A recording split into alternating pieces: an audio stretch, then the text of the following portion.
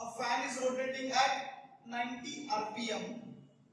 Okay, a fan is rotating at 90 rpm.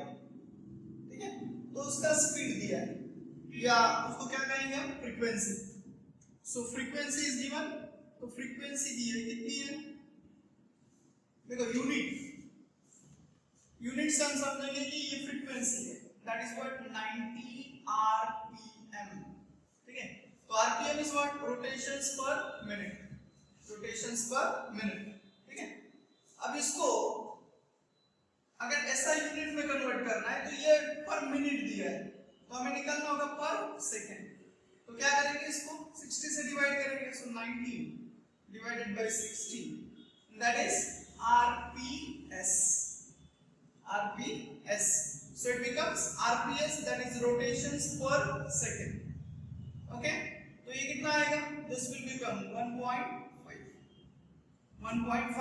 rps, और इसको you know that the unit of frequency is what, hertz. So it is hertz. ठीक है, देखो ये दिया है फ्रीक्वेंसी. अब नेक्स्ट हमें निकालना है एंगुलर फ्रीक्वेंसी. क्या निकालना है, एंगुलर फ्रीक्वेंसी. तो एंगुलर फ्रीक्वेंसी के लिए, angular frequency, angular frequency that is what, omega. That is what, omega. और ओमेगा निकालने के लिए फॉर्मूला क्या है हमारे पास, दैट इज, कल हमने देखा था 2 पाई n. 2 pi n, this is angular frequency.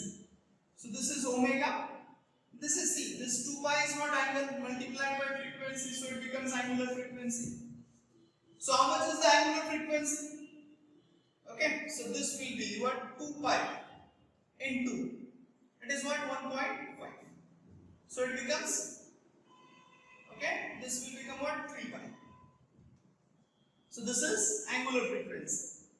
This is what, angular frequency. ठीक है, इसका यूनिट क्या होगा, this is rad per second. Rad, that is angle per second. ठीक है, yes. So this is angular frequency. तो एक फैन है, a fan is rotating at 90 rpm. It is then switched off. तो जो स्विच है मैंने उसको ऑफ कर दिया. It stops after 21 revolutions. तो वो 21 रिवॉल्यूशन के बाद स्टॉप हो जाता है. ठीक है, मतलब एक फैन है ऐसा, ठीक है, ये घूम रहा था, राइट, दिस इज रोटेटिंग. और कितने स्पीड से रोटेट कर रहा था, that is what, angular frequency और angular velocity omega, that is what, 3 pi. Okay, that is rad per second. तो इतने स्पीड से घूम रहा था. देखो, अब जब मैंने इसको स्विच ऑफ कर दिया, इसको क्या किया, स्विच ऑफ कर दिया, तो ये क्या होगा, इसका स्पीड धीरे धीरे कम होता जाएगा, and finally it is going to stop. Finally it is going to stop, मतलब इसका जो एंगुलर स्पीड होगा या एंगुलर फ्रीक्वेंसी होगी, वो क्या हो जाएगी, 0. ठीक है, तो ये जो फ्रीक्वेंसी है, इसको अगर मैं कहता हूं, this is initial frequency and this is what, final frequency. This is final frequency. Final frequency it becomes 0 because the fan will stop. Because fan stops. तो ये अगर स्टॉप हो जाएगा तो इसकी जो फाइनल एंगुलर फ्रीक्वेंसी होगी या फाइनल एंगुलर स्पीड होगा वो 0 होगा. ठीक है, तो यहाँ पे हमें ये समझ में आया कि इसका जो इनिशियल एंगुलर स्पीड था, ओके, वो कितना है, 3 पाई रेडियन पर सेकंड. तो ये हो गई हमारी इनिशियल. और फाइनली देखो ये फैन स्टॉप होने वाला है, तो फाइनली स्टॉप होने वाला है, मतलब इसकी जो एंगुलर फ्रीक्वेंसी होगी या एंगुलर स्पीड होगा वो क्या हो जाएगा, 0. ठीक है, ये आपको समझ में आया. ठीक है, अब देखो, इट स्टॉप्स आफ्टर 21 रिवॉल्यूशंस. वो कितने रिवॉल्यूशन के बाद, 21 रिवॉल्यूशन के बाद स्टॉप हो जाता है. तो ये जो फैन मतलब यहां से 1 2 3 ऐसे कितने, 21 रिवॉल्यूशंस, 21 रिवॉल्यूशंस। 21 रिवॉल्यूशन के बाद ये स्टॉप हो जाएगा, ठीक है। अब जब ये फैन अगर एक रिवॉल्यूशन कंप्लीट करेगा, ये फैन अगर एक रिवॉल्यूशन कंप्लीट करेगा तो कितना एंगल बनेगा? You know that for one revolution, for one revolution, the angle theta will be what? It is 2 pi, right? Or you know 360. तो एक रिवॉल्यूशन में कितना एंगल बनता है? 2 pi रेडियन। तो ऐसे कितने रिवॉल्यूशंस हो रहे हैं? 21 revolutions. How many? 21 revolutions. So for 21 revolutions, तो ये टोटल एंगल कितना बनेगा? That is theta is equals to 21 into 2 pi. So that becomes what? 42 pi. 42 pi radian. Right? So this is 42 pi radian. तो ये मिल गया एंगल, ठीक है? Okay, तो ये सेकंड पार्ट हुआ इसका। अब क्या निकालना है? Calculate the time taken, right? Time taken by it to stop, assuming that the frictional torque is constant. Assuming the frictional torque is constant. तो अब हमें टाइम निकालना है। ये पहले ये समझ में आए कि ये 21 रिवॉल्यूशन के बाद स्टॉप हो जाएगा। अगर ये 21 रिवॉल्यूशन के बाद स्टॉप होगा तो इसको स्टॉप होने के लिए कितना टाइम लगेगा ये हमें निकालना है, ठीक है? This is very simple. और यहाँ पे हमें ये दिया है assuming that the frictional torque is constant. अब देखो frictional torque is constant, इसका मतलब क्या है? कि यहाँ पे जो एक्सेलरेशन होगा, क्योंकि टॉर्क और एक्सेलरेशन, राइट? टॉर्क और एक्सेलरेशन ये दोनों कैसे होंगे? They are directly related to each other. They are directly related to each other. तो फ्रिक्शनल टॉर्क अगर कांस्टेंट होगा, फ्रिक्शनल टॉर्क अगर कांस्टेंट होगा तो फ्रिक्शनल रिटार्डेशन या फ्रिक्शनल एक्सेलरेशन ये भी कैसा होगा? कांस्टेंट होगा। Okay, so this problem is related to what? Constant retardation. तो यहां पे क्या है? So here what we have? Constant retardation. Constant retardation. Retardation क्यों? क्योंकि इसका जो स्पीड है वो कम हो रहा है। इसका जो स्पीड है वो क्या हो रहा है? कम हो रहा है, राइट? इसका स्पीड कम होगा तो उसमें क्या आएगा? रिटार्डेशन, ठीक है? तो इसमें क्या है? Constant retardation. मतलब रिटार्डेशन या एक्सेलरेशन। ओके, तो यहां पे जो अल्फा होगा ये कैसा होगा? कांस्टेंट। ये अल्फा जो होगा वो कैसा होगा? कांस्टेंट। अगर ये कांस्टेंट है, ये कैसा है? कांस्टेंट है, तो एक्सेलरेशन कांस्टेंट है तो हम क्या करते हैं? We use kinematic equations.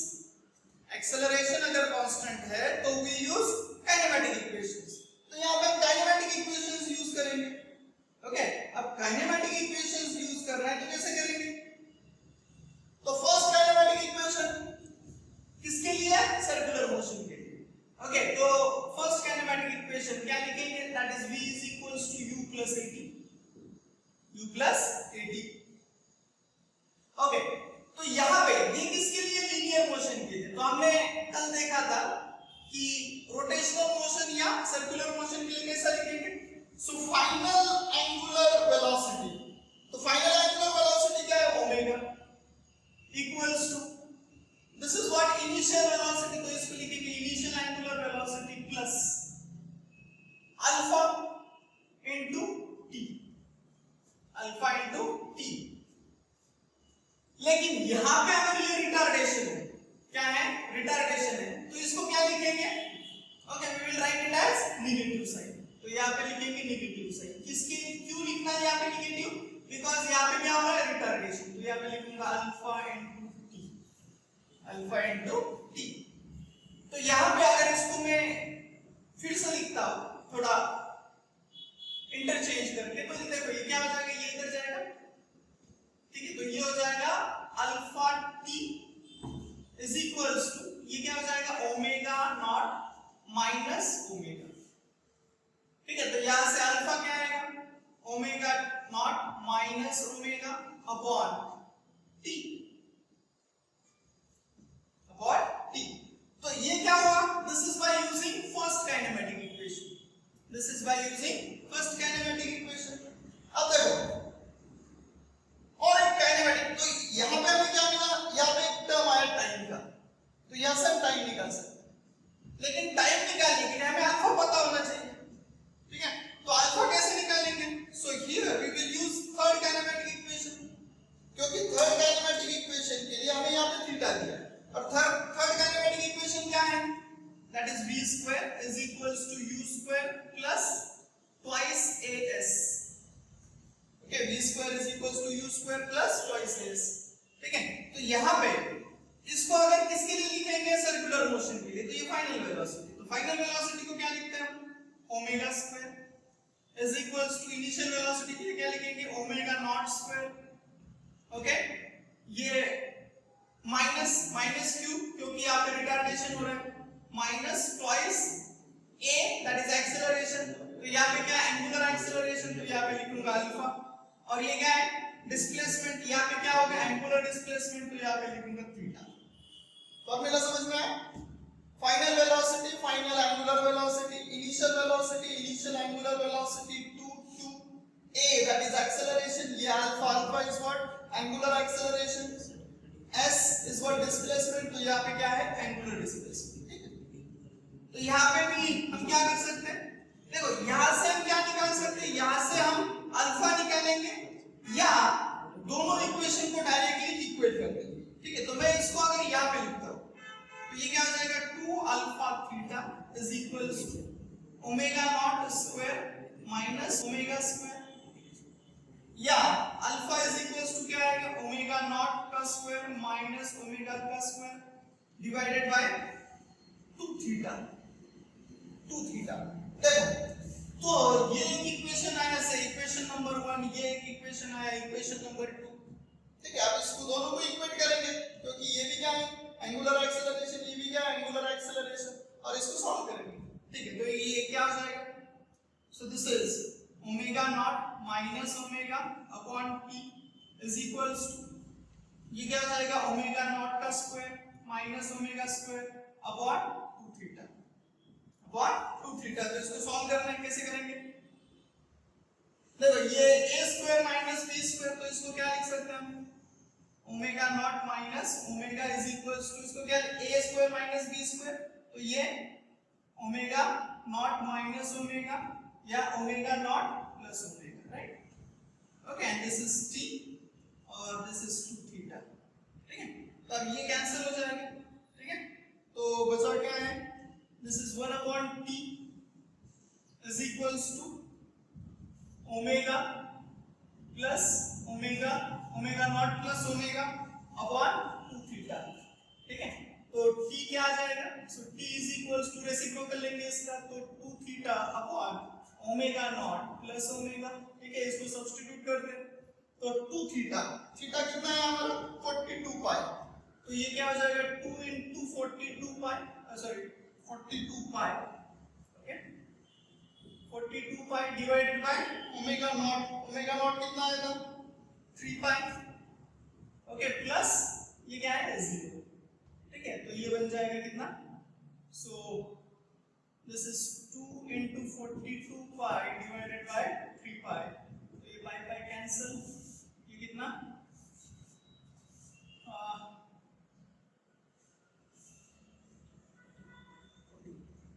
14, right? Okay, 14 into 2 that is 28, okay? So ये आया 28 second. So this is the time, okay? Velocity and acceleration, velocity and acceleration, ठीक है? ये जो दो टर्म्स है ये किसके लिए है? This is for linear motion, this is for linear motion. लेकिन अब हमें क्या डिस्कस करना है? Circular motion. तो सर्कुलर मोशन में क्या यूज करेंगे? वेलोसिटी की जगह पे एंगुलर वेलोसिटी, एंगुलर वेलोसिटी, ठीक है? और एक्सेलरेशन की जगह पे हम क्या यूज करेंगे? एंगुलर एक्सेलरेशन, एंगुलर एक्सेलरेशन, ठीक है, एंगुलर एक्सेलरेशन, ठीक है। अब देखो ये एंगुलर वेलोसिटी को हम डिनोट करते हैं ओमेगा से, एंगुलर एक्सेलरेशन को डिनोट करते हैं अल्फा से। अब ये दोनों एंगुलर टर्म्स, दोनों क्या है, एंगुलर टर्म्स। तो एंगुलर टर्म के जो डायरेक्शन होते हैं, एंगुलर टर्म के जो डायरेक्शन से वो कहां होते हैं, ओके, दोनों का जो डायरेक्शन होगा, दोनों का डायरेक्शन जो होगा वो कहां होगा, along axis, axis of rotation, ठीक है। तो हमने 5 टर्म्स डिस्कस किए, तो बेसिक टर्म्स 5 कौन कौन से, displacement, velocity, acceleration, momentum and torque, momentum and force. वैसे ही सर्कुलर मोशन या रोटेशनल मोशन में क्या है, angular displacement, angular velocity, angular acceleration, angular momentum and torque. तो ये जो 5 टर्म्स है, कौन से, एंगुलर, जो एंगुलर 5 टर्म्स है सभी का डायरेक्शन क्या होगा, along axis of rotation, along axis of rotation, ठीक है। तो अलोंग एक्सिस ऑफ रोटेशन, तो एक्सिस ऑफ रोटेशन क्या होता है, that is a line which is passing through the center, line which is passing through the center and perpendicular to the plane। तो देखो ये एक बॉडी है suppose, okay, and this is performing what, this is performing circular motion in horizontal plane, circular motion in horizontal plane, ठीक है, horizontal plane समझते हो, ये दिस इज हॉरिजॉन्टल प्लेन। तो ये अगर पार्टिकल या कोई भी बॉडी अगर क्या कर रही है, हॉरिजॉन्टल मोशन, राइट, इसको क्या समझेंगे आप, आपका जो फैन का मोशन है, ओके, जो सीलिंग फैन होगा उसका जो मोशन होगा वो कैसा होगा, हॉरिजॉन्टल, ओके। अब एक्सिस ऑफ रोटेशन कहां पे है, ओके, जो शाफ्ट होगा, ओके, फैन का जो शाफ्ट होगा वो क्या होगा, that is axis of rotation. तो ये होगा axis of rotation, right, this is axis of rotation, ये है एक्सिस ऑफ रोटेशन, ठीक है, ये like this, okay, this is axis of rotation, right. अब ये angular velocity and angular acceleration दोनों कौन से टर्म्स है, एंगुलर टर्म्स। तो दोनों का डायरेक्शन क्या होगा, दोनों का डायरेक्शन जो होगा that is along axis of rotation. So this is omega and this is alpha, omega and alpha. तो ओमेगा एंड अल्फा दोनों का डायरेक्शन कैसा है, along axis of rotation, along axis of rotation, ठीक है। अब दोनों का डायरेक्शन कब सेम होगा और दोनों का डायरेक्शन कब अपोजिट होगा, राइट, अपोजिट और सेम, इसका मतलब क्या है, जब देखो ये जो एक्सेलरेशन टर्म है, एक्सेलरेशन, एक्सेलरेशन क्या होता है, okay, acceleration is what, change in velocity, okay, acceleration कब आता है, okay, when there is acceleration, so whenever there is a change in velocity. तो जब वेलोसिटी चेंज होती है तभी एक्सेलरेशन होता है। अब जब वेलोसिटी चेंज नहीं होगी तो एक्सेलरेशन जीरो, एक्सेलरेशन जीरो। तो जब वेलोसिटी चेंज होगी, मतलब जब एंगुलर वेलोसिटी चेंज होगी तब क्या होगा, एंगुलर एक्सेलरेशन। अगर एंगुलर वेलोसिटी कांस्टेंट है तो एंगुलर एक्सेलरेशन कितना होगा, जीरो, ठीक। अब देखो change in velocity, change in velocity, तो यहां पे हम दो तरीके से वेलोसिटी को चेंज कर सकते हैं। तो वेलोसिटी को क्या कर सकते हैं, increase in velocity, increase in velocity, increase in velocity, कौन सी, आप एंगुलर वेलोसिटी लो या लीनियर वेलोसिटी लो।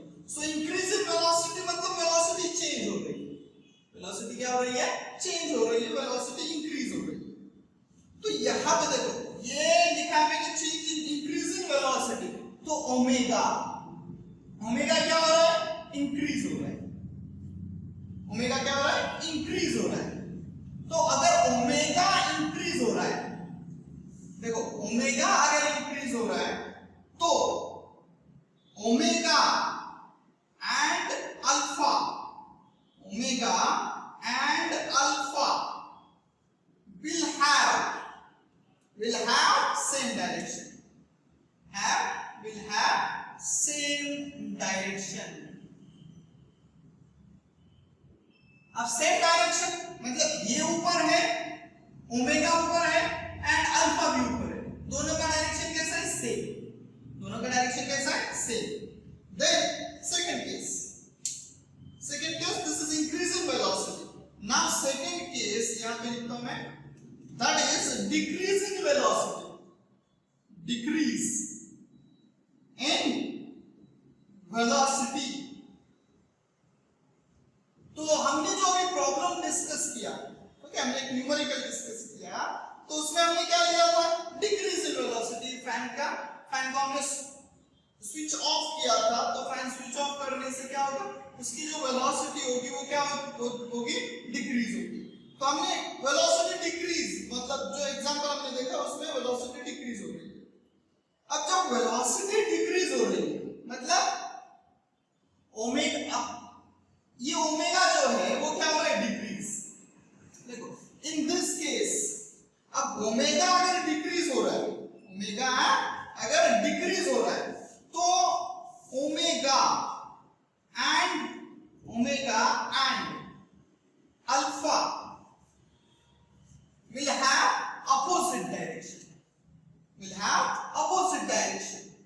तो दोनों का जो डायरेक्शन होगा वो कैसा होगा? Opposite direction. तो दोनों का डायरेक्शन होगा अपोजिट. ठीक है, मतलब ये है अल्फा, जब ये इंक्रीज हो रहा है तो दोनों का डायरेक्शन कैसा है? सेम. जब ओमेगा, देखो यहां पे लिख रहा हूं, दिस इज ओमेगा, ये डिक्रीज हो रहा है, तो ये ऊपर वाला जो डायरेक्शन है, वो किसका है? ओमेगा का. लेकिन अल्फा जो होगा इसका जो डायरेक्शन होगा वो रिवर्स हो जाएगा. ये क्या हो जाएगा? रिवर्स. कब? जब वेलोसिटी डिक्रीज हो रही है. तो this is the direction of alpha, this is the direction of alpha. So this is very important point, that when velocity increases, omega and alpha will have same direction, and when velocity decreases, omega and alpha will have opposite direction. These are the simple points but very important points that you have to remember. अब देखो, increase in velocity, omega and alpha have same direction. Omega and alpha have same direction. मतलब ये positive होगा तो ये भी positive होगा, ये अगर निगेटिव होगा तो ये भी निगेटिव होगा. Direction, okay, this is very important because we are discussing all this with regards to vector. तो velocity increase हो रही है तो omega and alpha have same direction. मतलब दोनों पॉजिटिव होंगे या दोनों निगेटिव होंगे, दोनों पॉजिटिव होंगे या दोनों निगेटिव होंगे. मतलब दोनों पॉजिटिव एक्स एक्सिस में जा रहे होंगे या दोनों निगेटिव एक्स एक्सिस में जा रहे होंगे. रिमेंबर, दोनों पॉजिटिव डायरेक्शन में जा रहे होंगे या दोनों निगेटिव डायरेक्शन में जा रहे होंगे. ठीक है? यस. डिक्रीज इन वेलोसिटी, तो डायरेक्शन कैसा होगा? अपोजिट. डायरेक्शन कैसा होगा? अपोजिट. तो डायरेक्शन अगर अपोजिट है, मतलब ओमेगा अगर पॉजिटिव होगा तो अल्फा कैसा होगा? निगेटिव. और ये निगेटिव होगा तो ये कैसा होगा? पॉजिटिव. मतलब एक पॉजिटिव एक्स डायरेक्शन में, दूसरा निगेटिव एक्स डायरेक्शन में. Okay, like this. So this is important relation between omega and alpha. ठीक है? So this is velocity and acceleration. ठीक है? तो यहां पे एक सिंपल चार्ट बनाएंगे. Right, this is, let's say this is omega and alpha, omega and alpha. ठीक है?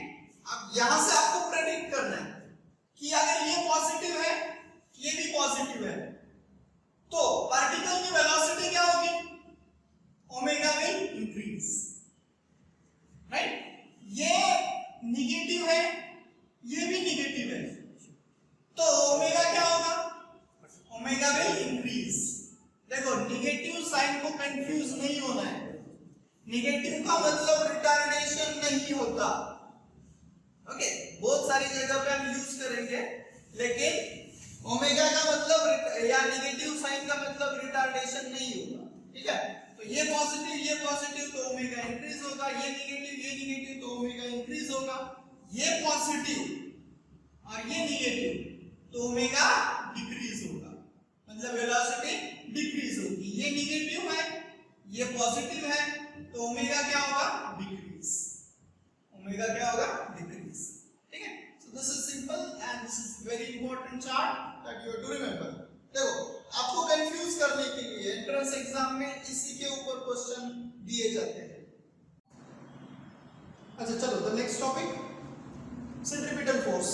Okay, now these are the parts related to dynamics. We have seen all the parts related to kinetics or kinematics.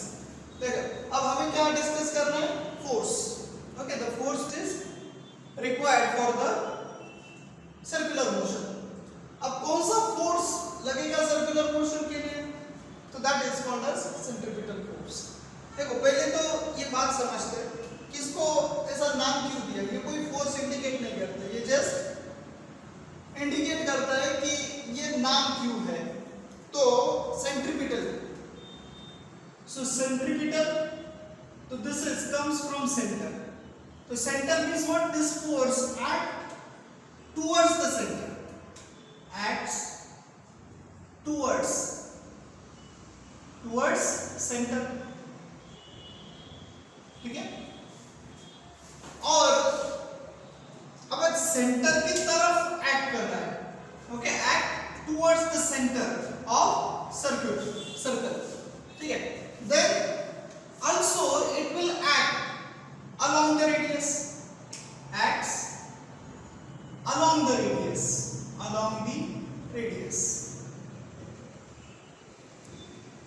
Okay, so therefore this force which is necessary, okay, the force which is necessary for a particle to perform circular motion,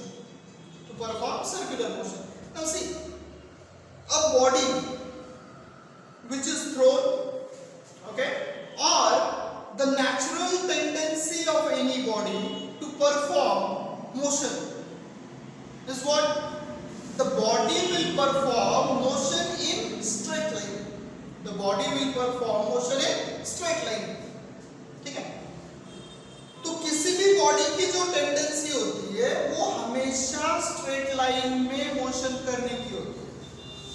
okay, कोई भी body अपने आप circular motion नहीं करेगी। Okay, कोई भी body अपने आप सर्कुलर मोशन नहीं करेगी। तो देखो, तो किसी बॉडी को अगर सर्कल में घुमाना है या हमें उसमें सर्कुलर मोशन अगर प्रोड्यूस करना है, उसमें हमें क्या करना है? सर्कुलर मोशन प्रोड्यूस करना है, तो हमें क्या करना पड़ेगा? ओके, हमें एक फोर्स अप्लाई करना पड़ेगा। हमें क्या करना पड़ेगा? एक फोर्स अप्लाई करना पड़ेगा, और वो फोर्स, ठीक है, that force will be provided by external agent. Okay, that force will be provided by external agent which will act towards the center, and along the radius. Okay, अब पहले इसको समझते हैं। ठीक है, act towards the center along the radius, मतलब यहाँ पे अगर मैंने कोई ये ऐसा सर्कल निकाला जिसमें बॉडी क्या कर रही है? सर्कुलर मोशन कर रही है।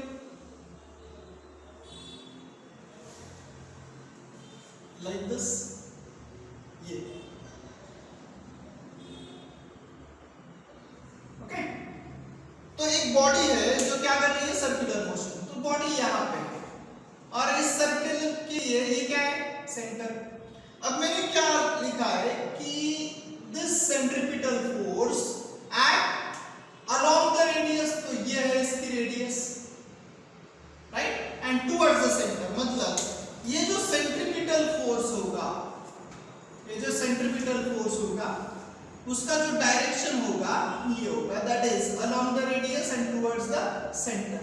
तो ये जो फोर्स है ये कौन सा फोर्स है? Centripetal force. ठीक है, तो आपको इसका डायरेक्शन समझ में आया। ओके, और मैंने एक बात और कही यहां पे कि ये जो फोर्स है सेंट्रीपिटल फोर्स हमेशा कोई एक्सटर्नल एजेंट प्रोवाइड करेगा, कोई एक्सटर्नल एजेंट प्रोवाइड करेगा। तो इसके कुछ एग्जांपल्स देखते हैं तो आपको अच्छे से समझ में आएगा कि कौन ये सेंट्रीपिटल फोर्स प्रोवाइड कर रहा है। एग्जांपल्स देखो, तो फर्स्ट एग्जांपल क्या होगा? ओके, हमने कोई स्ट्रिंग ली, ओके स्ट्रिंग, ठीक है, और उस स्ट्रिंग को कोई बॉडी अटैच कर दी और उसको हमने घुमाया। ठीक है, उसको क्या किया हमने? घुमाया। तो एक स्ट्रिंग है यहाँ पे, ओके, और उसको एक बॉडी अटैच की, दिस इज द बॉडी। ठीक है, you can understand this like a pendulum. ठीक है, और उस पेंडुलम को हमने क्या किया? ऐसा घुमाया। देखो ये, तो ये पेंडुलम क्या कर रहा है? सर्कुलर मोशन कर रहा है sir, right? This pendulum is performing what? Circular motion. अब देखो, इसको समझने के लिए ये स्ट्रिंग है, राइट? ये स्ट्रिंग अगर बीच में कहीं टूट जाएगी तो क्या ये बॉडी सर्कुलर मोशन करेगी? नहीं करेगी, राइट? ये बॉडी अगर ये स्ट्रिंग अगर यहाँ पे टूट जाती है तो ये बॉडी सीधा निकल जाएगी ऐसे, that is a tangential. Okay, that is a tangential direction. Like, तो देखो इस बॉडी को अगर इस सर्कल में घूमना है तो इस बॉडी को अगर क्या करना है? इस सर्कल में घूमना है तो क्या करना पड़ेगा? और ये बॉडी सर्कल में क्यों घूम रही है? So this body is revolving in this circle because of the string, because of this string. तो देखो ये स्ट्रिंग क्या कर रही है? ये जो स्ट्रिंग है वो क्या कर रही है? This is providing the necessary centripetal force. This is providing what? Necessary centripetal force. तो इस स्ट्रिंग में ऐसा कौन सा फोर्स तैयार हुआ, या इस स्ट्रिंग में ऐसा कौन सा फोर्स है कि जो सेंट्रीपिटल फोर्स प्रोवाइड कर रहा है? तो यहाँ पे क्या है? Tension in the string, right? ये है tension, right? This is the tension in the string which provides the necessary centripetal force. Necessary centripetal force. So tension in string, tension in string क्या कर रहा है? सेंट्रीपिटल फोर्स प्रोवाइड कर रहा है। तो ये हो गया फर्स्ट एग्जांपल, आपको समझ में आ गया होगा अच्छे से। ये बॉडी है जिसको मैंने एक स्ट्रिंग अटैच कर दी है और ये बॉडी ऐसे घूम रही है। तो इसको सर्कुलर मोशन कराने के लिए जो फोर्स है वो that is what? Tension in the string and that provides the necessary centripetal force. मतलब यहाँ पे जो फोर्स नेसेसरी सेंट्रीपिटल फोर्स था वो किसने प्रोवाइड किया? तो वो स्ट्रिंग ने प्रोवाइड किया। तो ये स्ट्रिंग क्या हो गई हमारी? External agent, external agent which is providing the necessary centripetal force. ठीक है, देन सेकंड एग्जांपल लेते हैं, right? You know motion of earth around sun. तो ये आप सबको पता है, right? Why earth is revolving around sun? It is because of gravitational force, it is because of gravitational force. अब देखो यहाँ पे इसी में मैं क्या और एक सो देखो, this is what? A circular motion. Earth is moving in circular motion. तो ये है अर्थ, ठीक है, दिस इज अर्थ, ओके, और यहाँ पे है सन। ठीक है, अब दोनों में कौन सा फोर्स है? लास्ट ईयर हमने देखा था, राइट? दोनों में कौन सा फोर्स होता है? Right, this force is what? Gravitational force. This force is gravitational force, gravitational force. तो इस ग्रेविटेशनल फोर्स के कारण अर्थ क्या कर रही है? Earth is revolving around sun. तो यहाँ पे जो सेंट्रीपिटल फोर्स रिक्वायर्ड था किसके लिए? सर्कुलर मोशन के लिए, वो वो किसने प्रोवाइड किया? Gravitational force. किसने प्रोवाइड किया? Gravitational force. ठीक है, दिस इज अनदर एग्जांपल। ठीक है, vehicle taking turn on curve road, curve road. ठीक है, कर्व रोड पे अगर कोई व्हीकल टर्न ले रहा है तो इसका मतलब क्या है? वो भी क्या कर रहा है? सर्कुलर मोशन कर रहा है। तो देखो ये है रोड, ठीक है, और ये सर्कुलर रोड है या कोई भी टर्न। ठीक है, तो यहां पे कोई व्हीकल राइट लाइक दिस, ये ठीक है। अब ये क्या कर रहा है? ये ऐसा टर्न ले रहा है, मतलब this is moving in circle. तो देखो यहां पे कहीं पे इसका सेंटर होगा, ठीक है। अब यहां पे कोई फोर्स एक्ट करेगा इसके ऊपर, तो यहां पे जो फोर्स एक्ट करेगा वो क्या होगा? फ्रिक्शन। यहां पे क्या, कौन सा फोर्स होगा? फ्रिक्शन। तो ये जो फ्रिक्शन होगा किसके बीच? ये रोड और टायर के बीच। रोड और टायर के बीच जो फ्रिक्शन होगा वो प्रोवाइड करेगा नेसेसरी सेंट्रीपिटल फोर्स। ठीक है, सिमिलरली स्पीड ब्रेकर पता है राइट? तो स्पीड ब्रेकर पे भी कौन सा मोशन होता है? Circular motion. ये देखो ये स्पीड ब्रेकर है ये। तो यहां पे एक जो बॉडी होगी, ये टायर है, ये टायर ऐसा जाएगा लाइक दिस राइट। तो ये भी कौन सा मोशन हुआ? This is the part of circular motion right. तो ये भी क्या हुआ? Circular motion right. So these are the different examples. यहां पे जो है, यहां पे सर्कुलर मोशन, ये जो सर्कुलर मोशन हो रहा है स्पीड ब्रेकर पे या किसी गड्ढे में, ये गड्ढा है राइट। तो ये जो टायर होगा ये ऐसा जाएगा यहां पे, ये देखो ये लाइक दिस, ये अब नीचे जा रहा है, ये ऊपर जा रहा है। तो यहां पे भी सर्कुलर मोशन हो रहा है। कैसे हो रहा है? ये ऐसा, ठीक है। तो यहां पे जो सर्कुलर मोशन हो रहा है, यहां पे किसके कारण सर्कुलर मोशन हो रहा है? तो इस रोड के कारण। तो ये रोड क्या प्रोवाइड करता है? This provides what? Normal reaction. यहां पे फ्रिक्शन था किसके लिए? टर्न लेने के लिए। और यहां पे क्या है? Normal reaction, normal reaction. ठीक है, यहां पे भी क्या है? Normal reaction.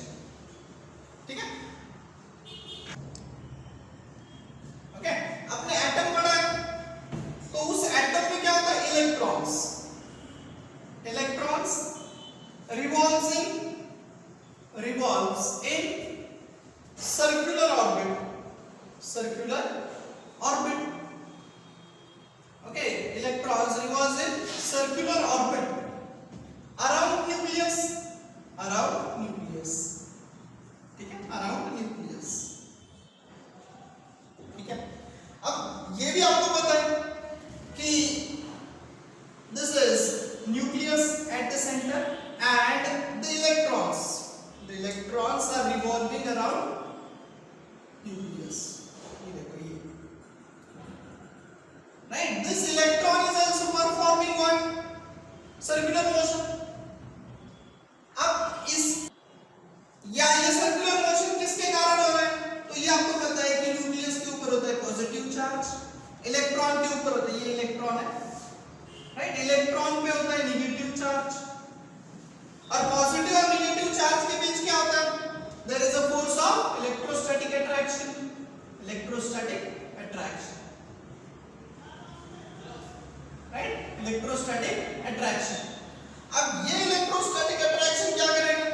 It will provide the necessary centripetal force. ठीक है, सो डिफरेंट सिचुएशन में ये जो सेंट्रीपिटल फोर्स है ये डिफरेंट एजेंट ने प्रोवाइड किया। जैसे कि यहाँ पे टेंशन ने प्रोवाइड किया, यहाँ पे ग्रेविटेशनल फोर्स ने प्रोवाइड किया, यहाँ पे फ्रिक्शन ने प्रोवाइड किया, यहाँ पे नॉर्मल रिएक्शन ने प्रोवाइड किया, यहाँ पे इलेक्ट्रोस्टैटिक अट्रैक्शन या इलेक्ट्रोस्टैटिक फोर्स ने प्रोवाइड किया। ठीक है, वैसे ही और एक टर्म और एक एग्जांपल ये आप ध्यान में रखो, इसको उसको हम फिर से किसी और चैप्टर में डिस्कस करेंगे, ठीक है, मैग्नेटिक इफेक्ट्स, ठीक है। तो ये कोई मैग्नेटिक फील्ड है, ये कोई मैग्नेटिक फील्ड है, ओके। इसका मतलब पता है आपको, it is going inside, it is going inside, और we can say it is inward, ठीक है। तो इसमें अगर कोई चार्ज पार्टिकल, कोई चार्ज पार्टिकल, ये है चार्ज पार्टिकल, इसको अगर मैंने इसमें छोड़ दिया, इसमें मैग्नेटिक फील्ड में, this is inward magnetic field, magnetic field, ठीक है। इस चार्ज पार्टिकल को अगर मैंने इसमें छोड़ दिया तो ये चार्ज पार्टिकल क्या करेगा, ये भी यहाँ पे क्या करेगा, ऐसा सर्कुलर मोशन, ये ऐसा सर्कुलर मोशन परफॉर्म करेगा, राइट। यहाँ पे इसका सेंटर होगा, right. Okay, so this is the charge particle, okay. If the charge particle enters into magnetic field, if the charge particle enters into magnetic field, it will perform what, circular motion, ठीक है। तो यहाँ पे जो force होगा, यहाँ पे कौन सा फोर्स होगा, उसको कहेंगे मैग्नेटिक फोर्स, मैग्नेटिक फोर्स, ठीक है। इसके जो रिस्पेक्टिव फॉर्मूलाज है या इक्वेशंस है वो हम रिस्पेक्टिव चैप्टर में पढ़ेंगे, ठीक है। Everything will be explained in the respective chapter, so you don't worry about this. You have to just remember the examples here, okay. And the important thing is that the centripetal force is always provided by some other external force, ठीक है। So this is first thing, okay. अब इसके formulas, ठीक है। अब centripetal force है, तो you know that force is equals to what, mass into acceleration, mass into acceleration, mass into acceleration.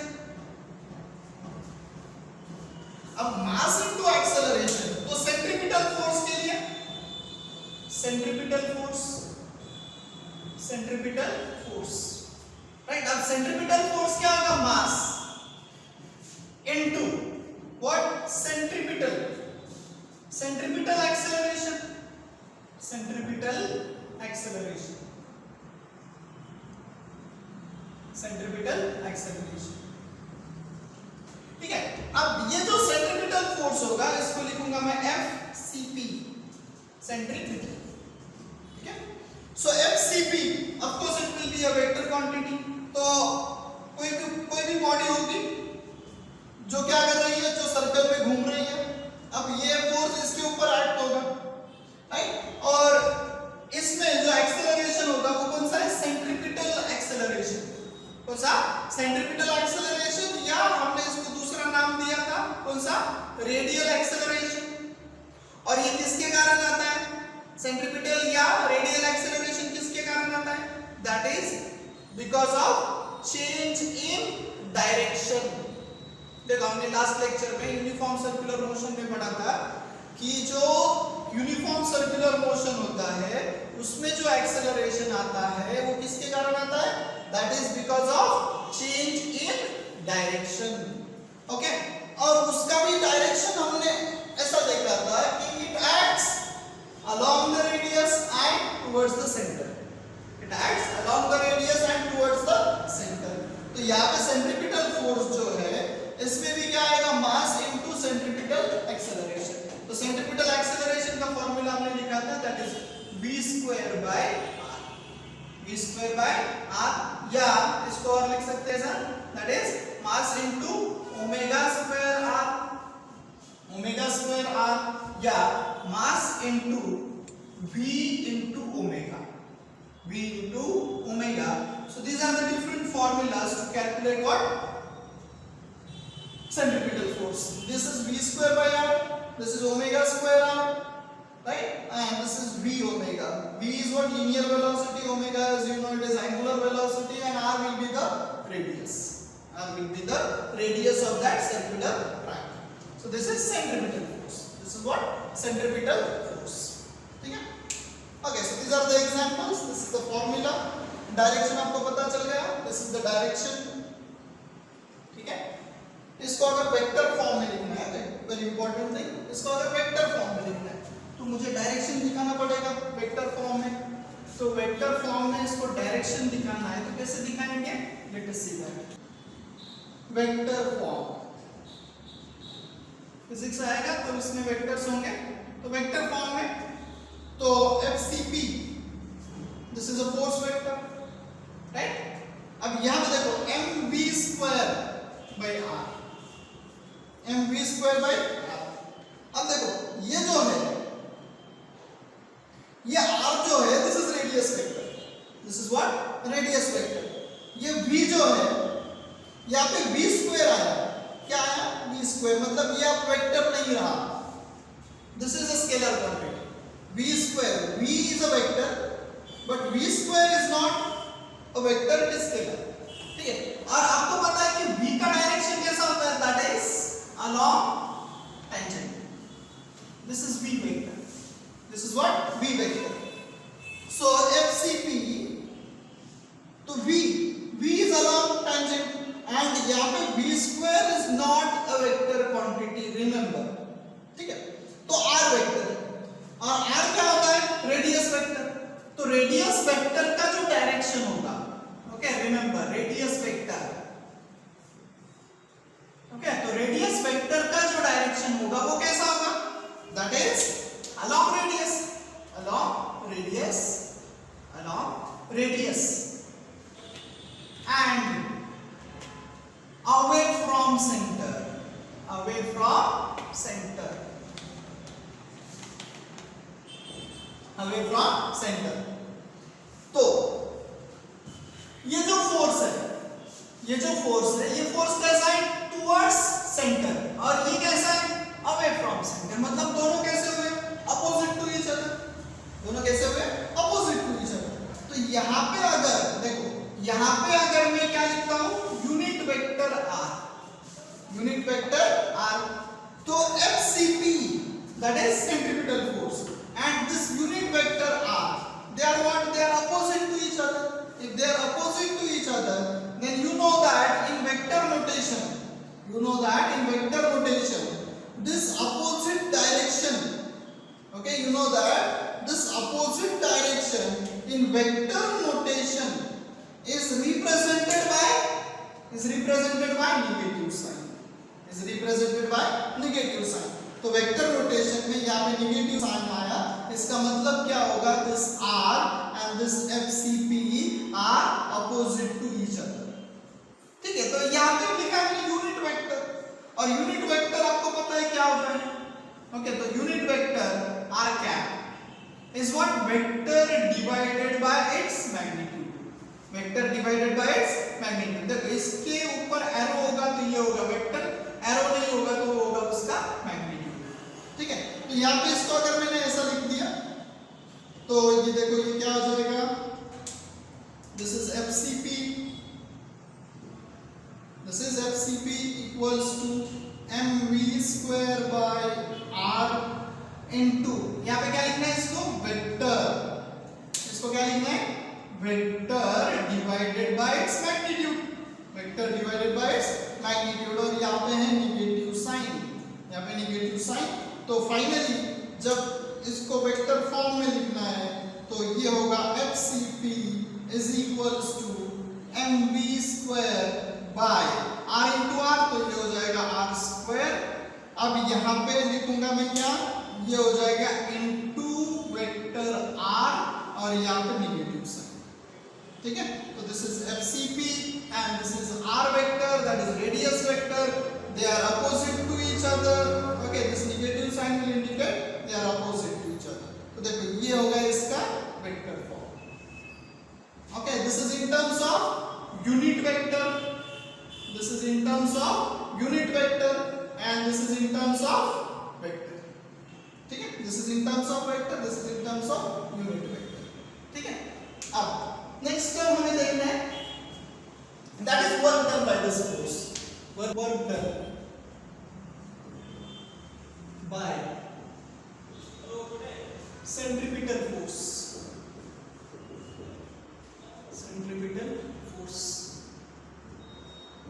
ठीक है। अब देखो वर्क का फॉर्मूला आपको पता है, what is work work done is what? Work is equals to what? Force into displacement. Force into displacement. ठीक है? तो इसको मैं लिखूंगा work is equals to what? Force into displacement. Force into displacement. Okay, अब यहां पे देखो ये क्या लिखा मैंने? डॉट. मतलब ये क्या है? Dot product. ओके, और डॉट प्रोडक्ट का मतलब भी आपको पता है कि दो वेक्टर को मल्टीप्लाई करके, this is force vector, this is displacement vector, दोनों वेक्टर को मल्टीप्लाई करके जो थर्ड क्वांटिटी हमें मिलेगी, यहाँ पे क्या मिल रहा है? वर्क. तो ये क्या होगा? ये अगर स्केलर क्वांटिटी है तो ये प्रोडक्ट कौन सा होगा? डॉट प्रोडक्ट या स्केलर प्रोडक्ट. तो देखो ये क्या है? Scalar quantity. तो ये है force into displacement. So this work is a scalar quantity and this two are vectors. तो इसको अगर लिखना है तो ये क्या हो जाएगा? F D S into cos theta. देखो डॉट प्रोडक्ट को क्या लिखते हैं? cos theta. इसका मैग्नीट्यूड लिखना है तो F D S cos theta. तो ये जो फोर्स है, ये फोर्स कौन सा है? Centripetal force. ये फोर्स कौन सा है? Centripetal force. तो सेंट्रीपिटल फोर्स का जो डायरेक्शन है, this is what? Along radius. Along radius. ठीक है? और ये जो है डिस्प्लेसमेंट, ये क्या है? डिस्प्लेसमेंट.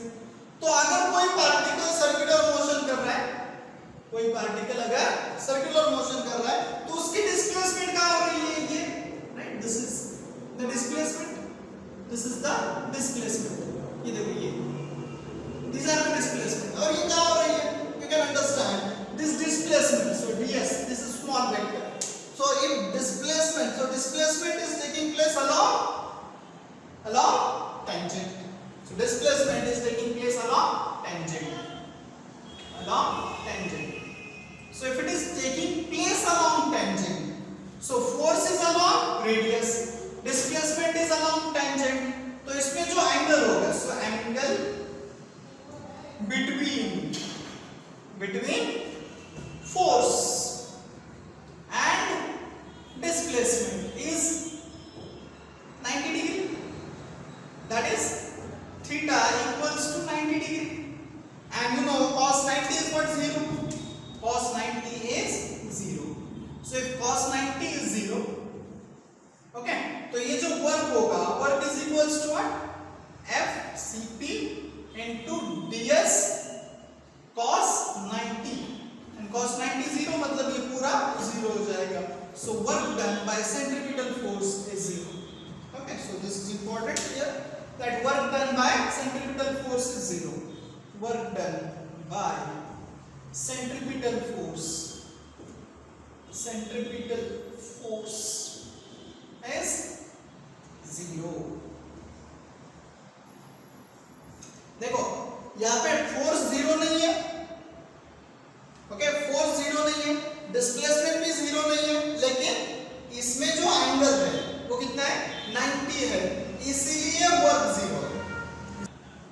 एटम में इलेक्ट्रॉन अगर किसी एटम में घूम रहा है, राइट, तो वो कोई एनर्जी इमिट नहीं करता या कोई एनर्जी एब्सॉर्ब नहीं करता, because it is a stable orbit. Okay, अगर वो कोई एनर्जी इमिट नहीं कर रहा है, कोई एनर्जी एब्सॉर्ब भी नहीं कर रहा है, तो ऐसा हम समझेंगे कि उसने कोई वर्क भी नहीं किया, because you know work energy theorem, right. मतलब अगर कोई पे एनर्जी डिसिपेट हो रही है, मतलब एनर्जी रिलीज हो रही है, एनर्जी एब्सॉर्ब हो रही है, तो एनर्जी रिलीज होगी या एब्सॉर्ब होगी, वो किसके कारण होगी? That is because of work, right, because work and energy are related to each other.